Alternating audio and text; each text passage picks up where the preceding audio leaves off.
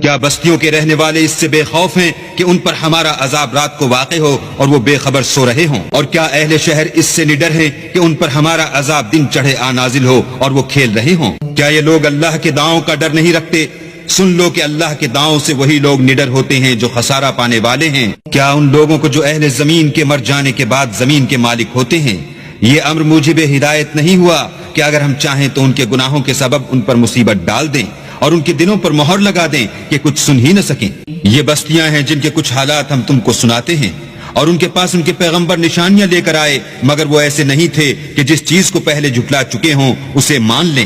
اسی طرح اللہ کافروں کے دلوں پر مہر لگا دیتا ہے، اور ہم نے ان میں سے اکثروں میں عہد کا نبھا نہیں دیکھا، اور ان میں اکثروں کو دیکھا تو بدکار ہی دیکھا۔ پھر ان پیغمبروں کے بعد ہم نے موسیٰ کو نشانیاں دے کر فرعون اور اس کے آیان سلطنت کے پاس بھیجا، تو انہوں نے ان کے ساتھ کفر کیا، سو دیکھ لو کہ خرابی کرنے والوں کا انجام کیا ہوا۔